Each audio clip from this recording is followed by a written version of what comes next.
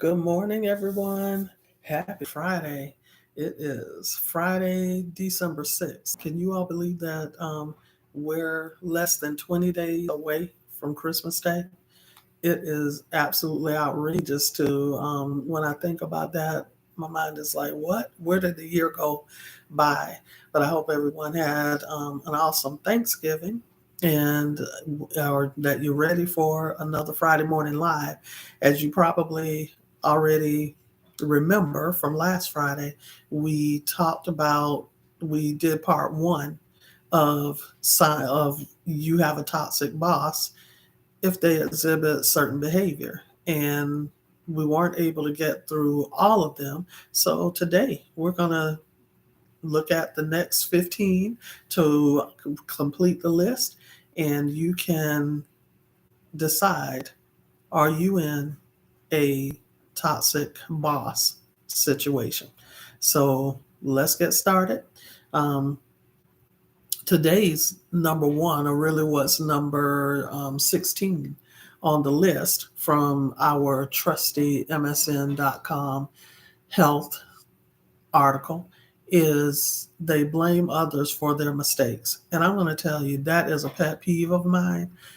I believe in taking responsibility for my actions, and it is very, very difficult for me to trust and to respect a person who is in a position of authority above me when I see that they blame others for their mistakes.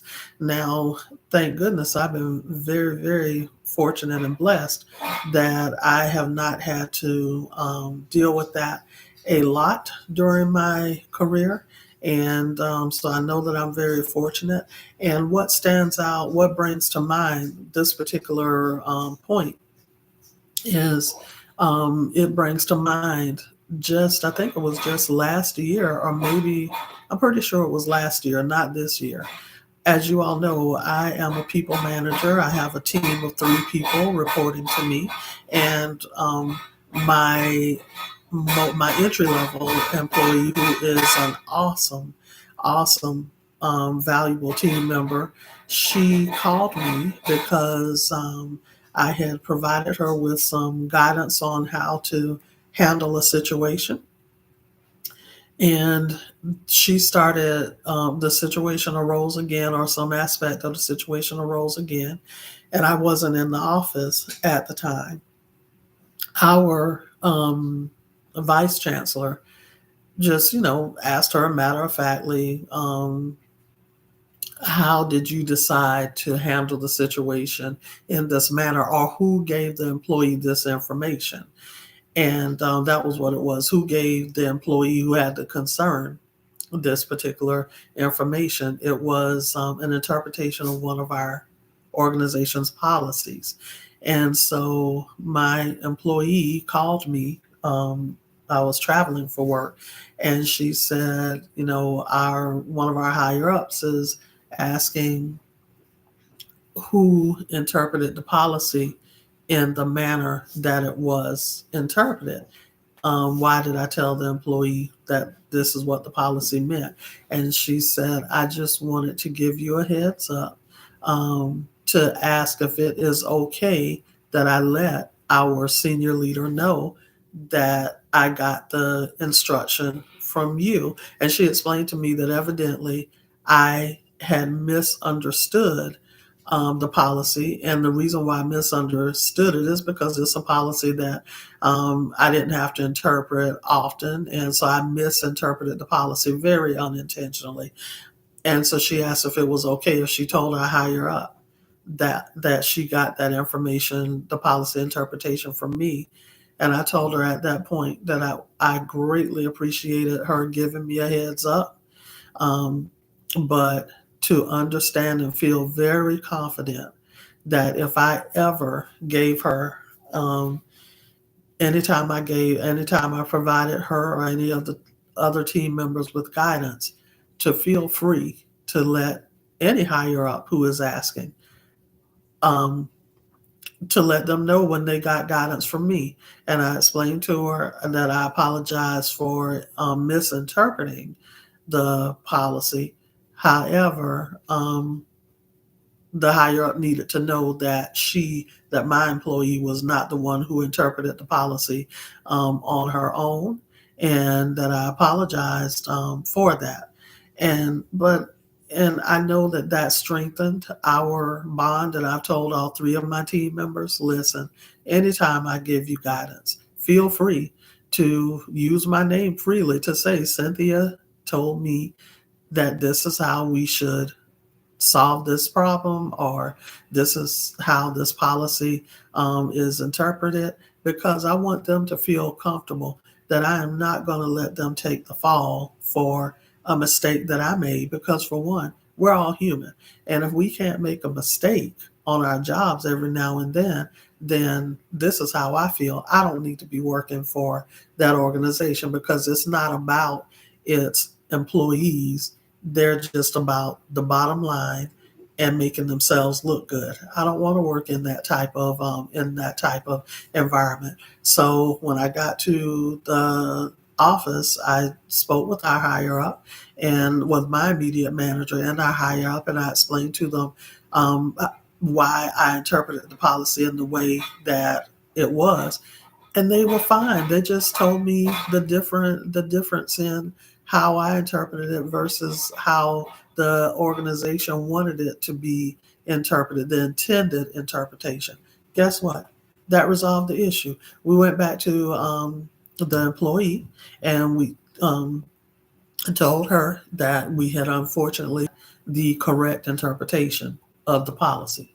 So that's what being a leader means. Your team should never have to fear that they're going to have to take a fall for you when you are the manager. And that's why you are the manager, because you're supposed to give them guidance. But because you're also human just like they are, you should take credit, or you should not credit, you should take responsibility for your actions. And you'll find that you will have a loyal, dedicated team, because they know that you truly have their back, and you're not just speaking the words, you're exhibiting the behavior.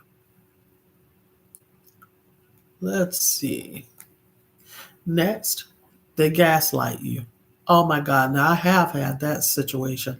I had a manager who would do things, former manager, my job immediately before I joined my current organization. I had a very vindictive executive. There's no other way to describe it. But what she would do, she got upset with me about something. And what she started to do is she would have meetings, leave me out of the meetings, not invite me to the meetings, but then she would send out an announcement, an email to the employees, and tell them I was the point of contact for the issue that they discussed in a meeting. How can I be the contact for an issue that was discussed in a meeting that I didn't even attend? But that was her trying to set me up for failure. What she did was she disallowed God to take even that toxic situation, because she is very toxic, and I hope that she is not someplace else treating employees in the same way, because I saw her treat many employees in a similar way, and hopefully she's made the appropriate changes. But you just need to make sure that you need to find ways such as affirmations, positive self-talk, um, counseling if you're in this type of situation where you know that you're being gaslighted, tr- being strong, but also understanding that this person is a very dangerous person, and that their actions can be very detrimental to your career, and to your, more so than your career, your mental and medical health, because it's going to cause stress that you shouldn't even have to deal with in the workplace, and it's a sign of immaturity as a person who is in a leadership position who gaslights employees, making them think that they um, didn't understand instructions clearly. And sometimes we may not understand instructions clearly.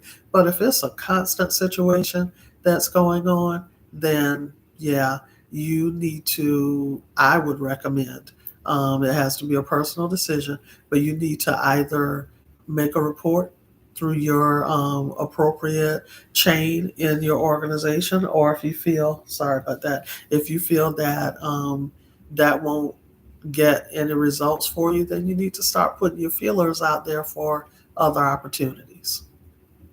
You deserve better than that.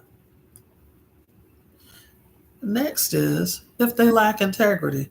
And I get, oh goodness, it goes without saying, if a person lacks integrity, they are indeed unprofessional and again, very dangerous because they really don't care who they hurt or who they damage along the way.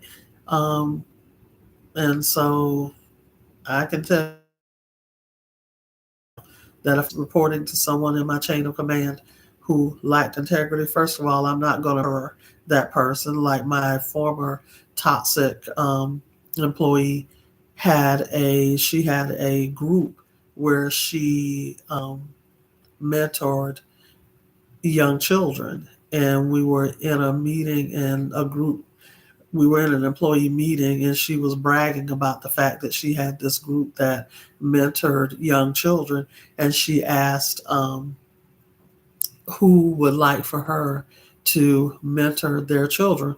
Well, my child was probably about 7 or 8, something like that, maybe 9 at the time, sometime somewhere between 7 and 9 um, years old, and you should have seen all the people in the room who had young children raising their hand that they would like for her to mentor their children. And a lot of these people were the same people who witnessed the way that she treated several employees who reported to her and how she did not respect them at all.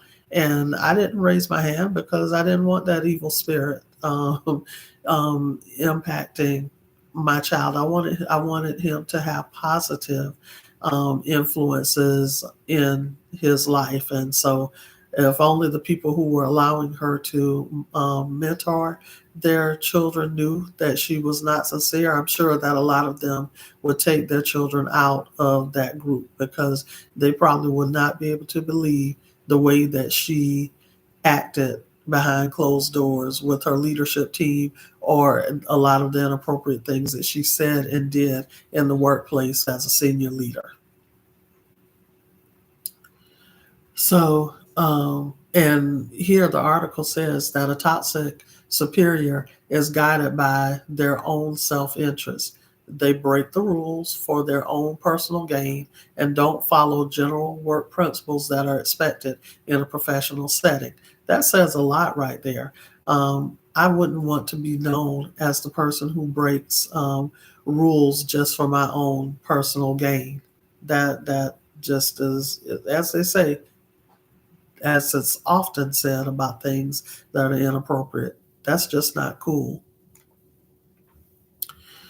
They know your emotional triggers. And when someone knows your emotional triggers and they use those against you, that's so is inconsiderate and it is a low blow. I call that, hitting people below the knees because you have absolutely no value for that person's emotional well being. So if you're in a situation like that, you have a toxic boss. They're exhibiting toxic tendencies. They operate out of fear. We cannot be productive when we're operating out of fear. We have to understand that some things we can control, some things we can't control. Control the things that you are able to control. And me personally, I leave the rest to God because I understand that every battle is not mine. Every battle is not for me to resolve. So I leave it to my higher power, and who is my Lord and Savior Jesus Christ. And because I know that He will provide me with guidance, I will pray for guidance in the situation, and try to be as discerning as I can about what He would want me to do. And I try to leave it alone. Not to say I don't think about it. And sometimes I may worry about it too long, and we're not supposed to pray about it and worry about it. We're supposed to pray about it and leave it alone. Bottom line is, don't operate out of fear, because operating out of fear will keep you from achieving your goals. And if you are reporting to a superior, a manager who operates out of fear, they're going to keep you on edge all the time. You're going to always feel like you're um, walking on eggshells, and that's not good in any part of your life, personal life or your professional life. Try and find yourself a space where you are, or an employer where you're not feeling like you're walking on eggshells, and you're not always operating out of fear, your emotions on high alert because your superior is causing you to operate out of fear. Not healthy. Excuse me, and cannot be sustained for a long period of time. And I apologize, y'all. My allergies are acting up, so my nose is itching like crazy.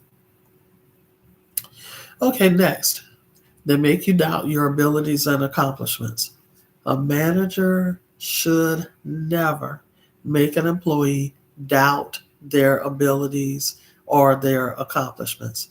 If it's your abilities and maybe you need to brush up on a skill set or something, excuse me, need to brush up on a skill set or something, then what they should do is they should come to you and ask you, this is how I would handle it. I would go to my employee and say, hey, I noticed that your experience or your performance in this particular area um, wasn't quite where it should be for the in order to help you meet the expectations, performance expectations of your position. How can I help you develop those skills? And I will already have some ideas on how I can help them, but um, I want them to tell me, because the reason why I want them to tell me is because they know what they're comfortable with, and what they're not comfortable with, and the way that they learn best, or what have you. It could be something as simple as shadowing me in a similar circumstance, or it could be that they want to take a course or a webinar that addresses that type of competency or skill, or they need hands-on where they go through exercises that help them to build that skill set or knowledge area. And so maybe we can combine what they want, the way that they want to learn, or the way that they want me to support them, along with the ideas that I have. And hopefully it'll help them to get even stronger. So please understand that you bring value. We all have our strengths and areas for opportunities. That does not make us a bad employee. That makes us, again, human, which is who we are. We are people. We are human beings. And your accomplishments. Listen, if you know what you have accomplished, no one else is going to should be able to talk you into believing differently. You have to stand strong on your your self-confidence, not in an arrogant way, but in a very self-assured, authoritative way. That's like somebody coming and telling me that I don't know human resources well. I'll be looking at like they have a third eye in the middle of their forehead, because I know that I know human resources well. Now I know that my strongest two areas are employee relations and recruitment. and I know that I need to brush up on my excuse me, benefits knowledge. I'm also strong in training. I just don't care to facilitate training on a daily basis. That is not a function that I want to do. I don't want to develop training as my full time position. I like for it to be an aspect of my responsibilities as a human resources professional. And I like to facilitate training periodically, not every day, not every week, or what have you. But so you have to know what you know. Excuse me. I have a late girlfriend who was had been one of my closest friends from the time that I was in ninth grade and she was in 10th until she passed away earlier this year in February. And she had a phrase that she used, and she would say, I know what I know. And that was basically like, you have your opinion, and I know what I know, and you're not going to be able to change my mind. And so, let me tell you, you have to have that self confidence where people can't easily sway what you believe about what you know. So there you have it. Next, they tease and mock you. Okay, understand this. In the workplace, we're all supposed to be adults. So why are adults teasing and mocking another adult? That is a sign of pure immaturity that needs to not be in the workplace, and it can evolve into becoming workplace bullying or intimidation type tactics. And if that's the case, you need to be checking, finding out what your employer's ethics hotline is so that you can make a report, or you need to go to your human resources department and let them know what's going on. And you need to take notes. I cannot stress to you enough, if you have a toxic manager, you need to be documenting. You need to send emails to yourself on dates and times that things happen, because if you make a report, you need to be able to provide concrete evidence of examples of when the toxic behavior was displayed and who else was around at the time. Were you in a meeting? Were you on a call? Did you make a mistake and ended up being called out in a public forum? You need to have those types of notes so that, for one, if you've been keeping those notes for 3 months, 2 months, 6 months, a year, then it shows that you didn't just come up with the allegation all of a sudden.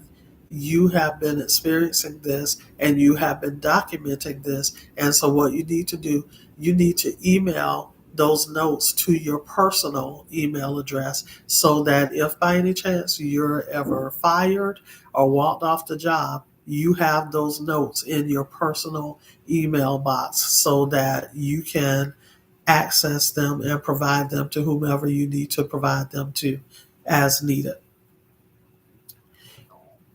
Now, the next one is your manager lies. Okay. Um, I don't think I need to say any more about that. A person who lies is a person who lies is a person who lies. And guess what? They have no conscience and they have no integrity. So it's akin, lying is, and especially when you intentionally give your team members incorrect information, setting them up for failure. Oh, I don't like that at all. So, yeah, they're toxic if they lie you, about others, about situations, whatever. If they lie, beware. They are a danger to your success. They expect you to be just like them. No, we're each individual, unique people. Everybody does things differently. And so there should not be an expectation from a manager members be just like them. Um, what makes the business world succeed is that we have different perspectives, experiences, um, exposure, knowledge, levels of education, and all of that. When we value each other's input, that helps us to come up with better ideas, more well rounded and informed ideas to help us successfully um, represent and operate within our employers' rules, regulations, and policies, and hopefully increase business success as well. They call you when you're off. Okay. You also know that we all need a break from work. So you shouldn't constantly be called when you're off. And that is something I so greatly appreciate about my management team.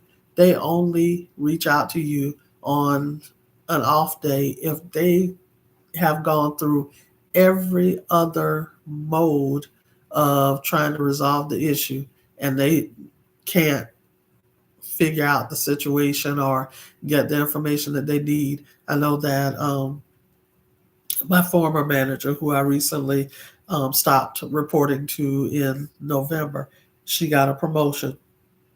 So I report to another manager. But when I reported to my former manager, one of the first things she would say is on the off days, because she understands too, we typically, when we take off days, we rarely take a full off day. We're normally doing at least a little bit of work, even if we're incognito, not letting our status show that we're working online.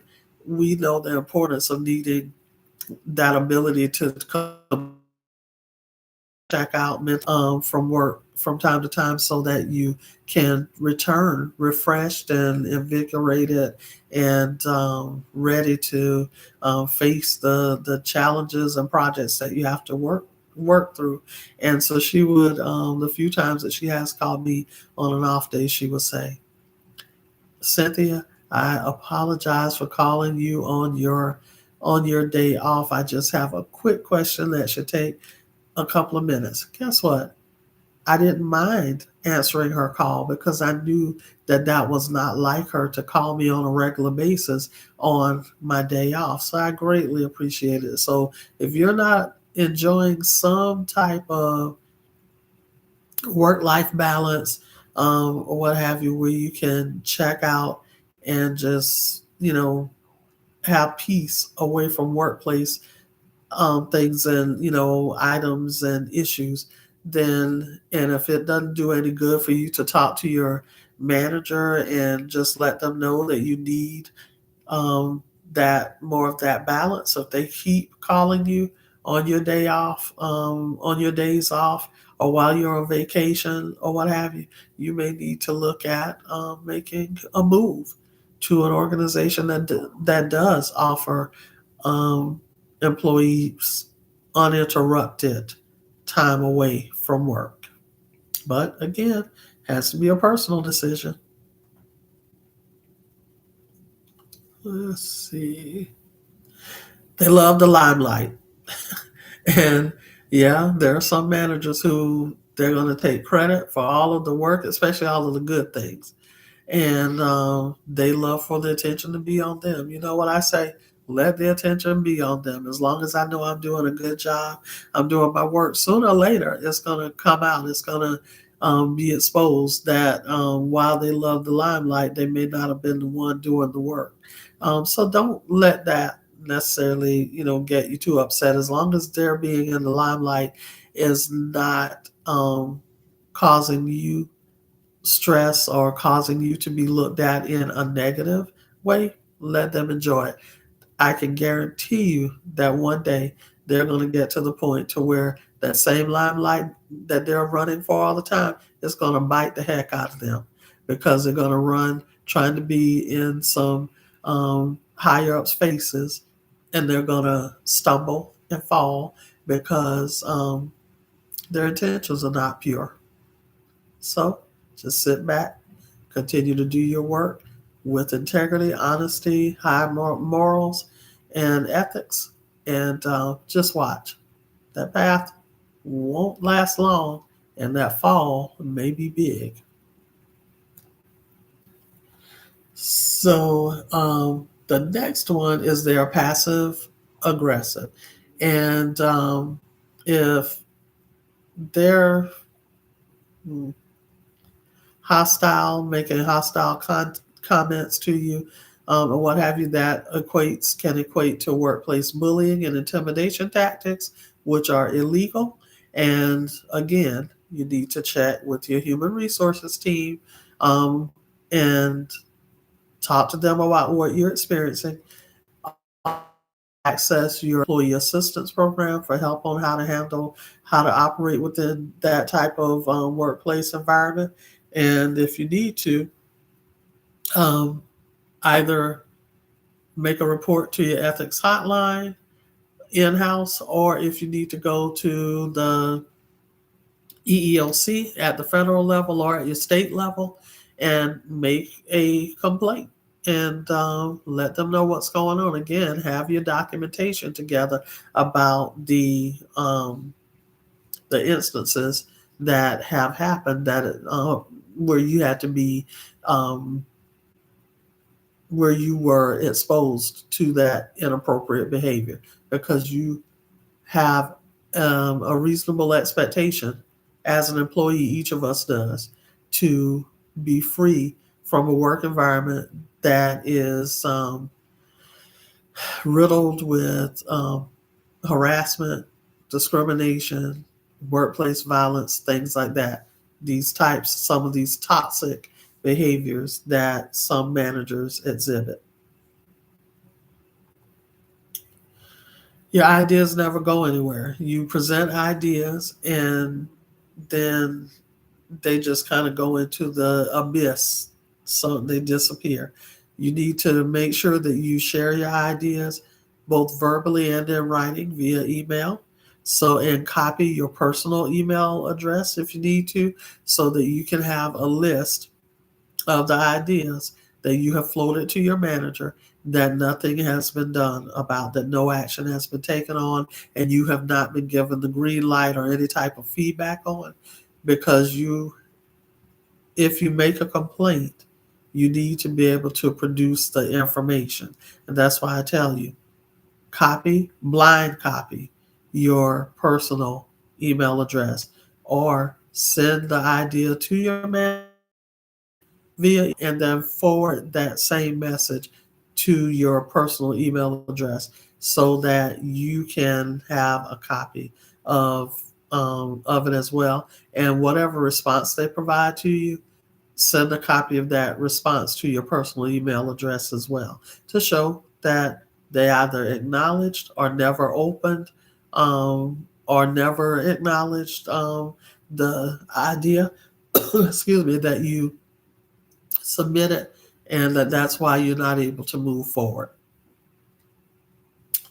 And we have two more to go. Number one, projects are whisked away, meaning that projects that you're working on are just taken out of you, taken away from you and assigned to someone else without any type of explanation. You do need to know why. While the manager does have a right to reassign projects for to make sure that they're being completed on time, there needs to be a conversation as to why this action is being taken, so that you're well informed.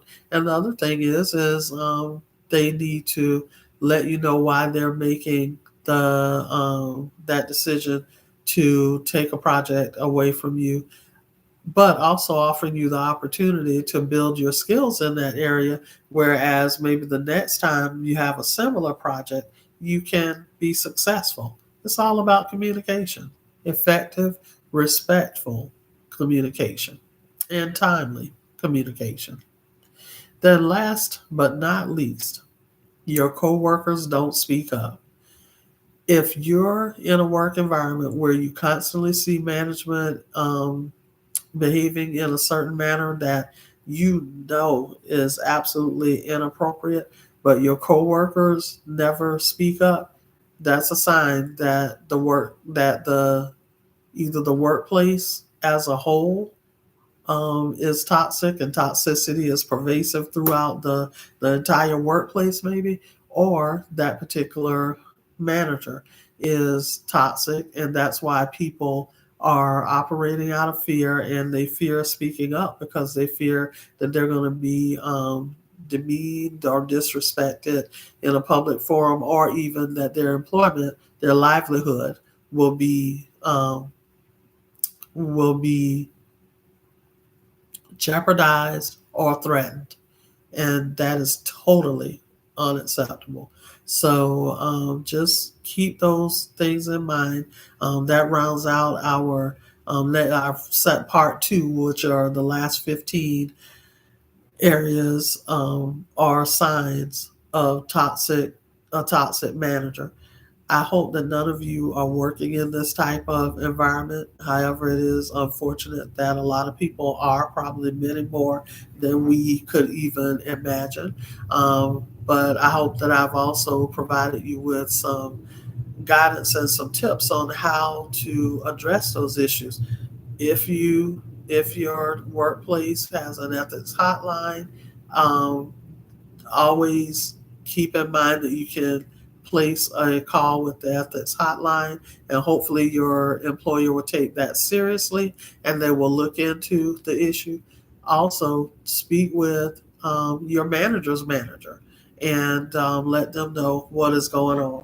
Now, if the manager who is exhibiting toxic behavior is if they seem to be a person who you can reason with, then you may want to request some time on their calendar and explain to them that some of your interactions with them have made you feel uncomfortable and not valued as a team member, what have you. And hopefully they have the professional and personal decency and humanity about themselves that they will apologize for making you feel that way, and hopefully they will make a change in the way that they interact with you and other employees.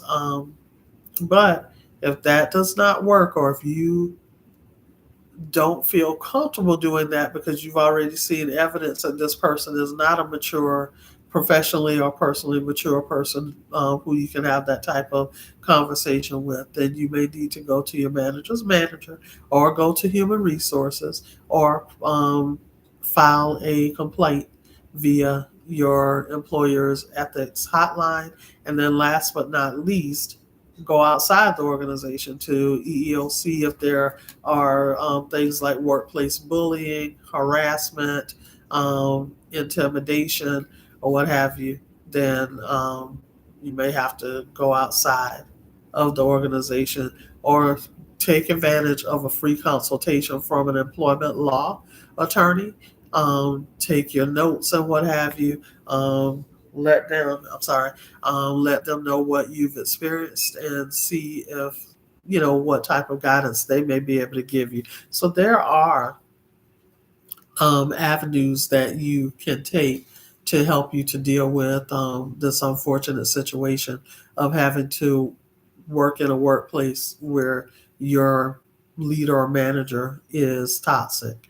So don't feel like you're out there alone. Also, know that I provide individual 1 hour workplace resolution sessions where I will listen to what you're experiencing. I'll send you a questionnaire when you sign up and schedule some time with me, I'll send you a questionnaire that asks you questions about the situation that you're facing, and then I'll review everything that you send me, and then we'll have an hour long one-on-one discussion virtually about some of the possible steps that you can take to hopefully successfully resolve the issue that you're facing. So just know that you are not out there alone. Well, guys, thanks for joining me for this Friday morning live. As always, I look so forward to bringing value to you during these sessions. I hope that you're finding value, and if you are, I would love it if you would hit the like button, the thumbs up button, to help me reach and help other people, more people who are also on this journey to living their best career life, because that's my mission, to help you live your best career life. And I know you probably know others who are on that journey, and I would love for you to share my content with them. If you'd like to work with me more closely, I will have that contact in description, the details below the recorded version of this session. I hope that your Friday is off to a great, productive, happy, enjoyable start, and that you will enjoy a great weekend as well. And for those of you who are dealing with all of the cold weather and the snow and everything, wrap up, stay warm, be safe, and I'll look forward to seeing you for another Friday morning live, Friday of next week. And in between there, check out my other videos. Just go to my channel and check out my other videos. I have a lot of awesome content that can help you on your journey to your best career life. Take care and career success to you. Bye.